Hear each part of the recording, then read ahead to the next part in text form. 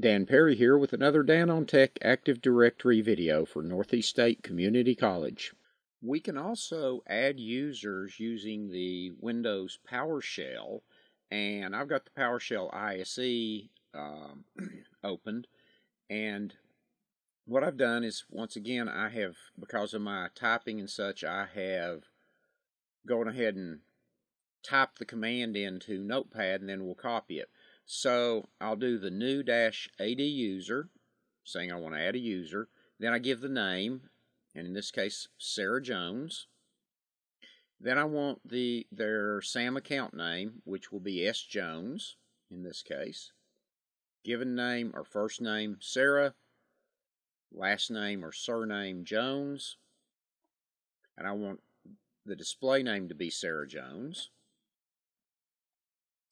Now I have to give it the path so that I tell it where to put it. If I don't give it a path, they will put the user in the users folder, and we don't want that. We want it in the name to go into the organizational unit we have. So I say the organizational unit is my users. In the domain my.local, I've said to enable the account. The enable $true says enable the account, and I'm going to give it a password. And here's where things are a little different than it was with the DS add. When I say password, I can't just give it a password.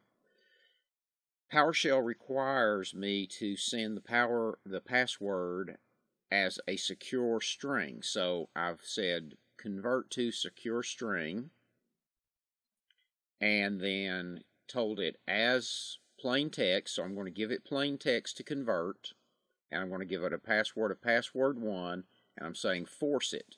So that string, the -account password, and in parentheses, convert to secure string as plain text password, saying I'm giving it a plain text password of password1, and I want you to convert it to a secure string and put it in their account.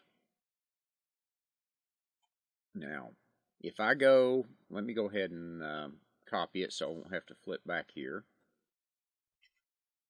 And if I go into my PowerShell, if I want to find out more about the add user command, this new -AD user, to find out more about it, I can do the get-help and do new -AD user, and it will give me my help. And if I scroll up near the top, I've enlarged the font so you're not seeing everything, but all of these things are things that I can do with it. I can do the name, of course. I have to give it a name. I can have an expiration date and time. I'm not going to go through all of these, but put the department in, a description, employee ID, employee number, home page. So there are a lot of fields I could fill in for it. For our purposes of demonstration, I'm not going to do that. So now I'm going to paste in that command that I'd copied and go ahead and enter, and no response of a negative, no error, says it did it. So if I pop into my Active Directory users and computers, and I come up here and do a refresh, well, there's Sarah. I can right click and look at the properties for Sarah. Sarah Jones. Nothing under address, under account. It's got her name there. Now, I didn't put her user login name, so that's blank. So I really should have put that field in. I can come down in here. The account is, because I said enable, the account is not listed as disabled. So I can do that. And you say, well, that again, that's a whole lot of typing to add one user. I could have probably done the GUI just as easily. You're right if I'm doing one user. But instead, What if I'm going to do a lot of users? Now, I actually have a separate file with this information in it. That it has these 3 lines. The first line is your headings: name, given name, surname, SAM account name, and path. I could put other things in it as well, but that, for demonstration purposes, that's enough. Then each line, the given name, Willie Make It. Then Willie and Make It. W Make It. The path. I put that in quotes because the commas would confuse it with the commas separating each field. And if I had 1,000 users where I had this, I could have created it in a spreadsheet and saved it as a CSV file. Now I can use PowerShell to import it. So I tell it, use the import-csv command and give it the location of the file. In this case, C/users DH Perry documents. So the location of the file. So I said, I want you to import this comma-separated values file. The vertical bar is a piping command that says take the output of the import CSV command, send it to the new AD user command, execute the proper fields based on those column headings, and pass it through to the next command. So you're passing through from the import CVS into the AD user. Then I'm piping that or passing that information into the set AD account password command, and I'm saying I'm going to reset the password, and the new password is, again, convert to secure string, that same command we used individually. So I'm saying we're going to reset this password because I have to do the reset because it is taking the command that created the account and it is sending that information from that into the set password account.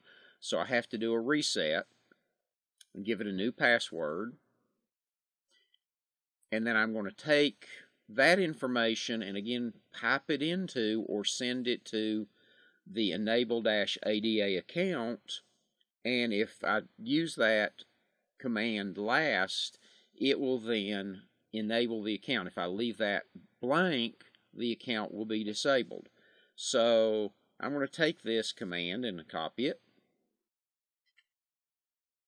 and then I'm going to go into my PowerShell and I'm going to paste it and run it. And I did, hopefully it ran correctly. I didn't see any errors. We come up here, I'm going to do a refresh, and I see the new user. So if I come in here and right click on the properties for Willie, first and last name, if I had put the display name in, the account here, I got the account here but again not in the login name, so I would need to add that. And I scroll down and the account is not listed as disabled. So it has created those accounts for me.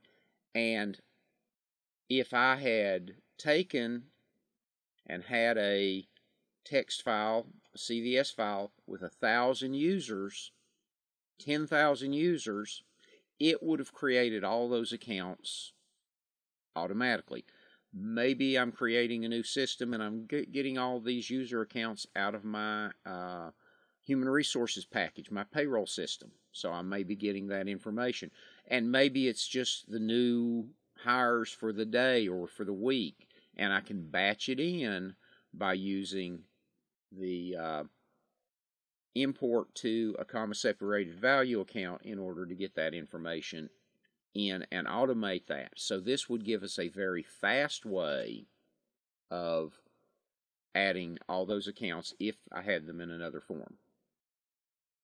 Thank you for watching this Dan on Tech video for Northeast State Community College. Please subscribe to this playlist so you don't miss future videos.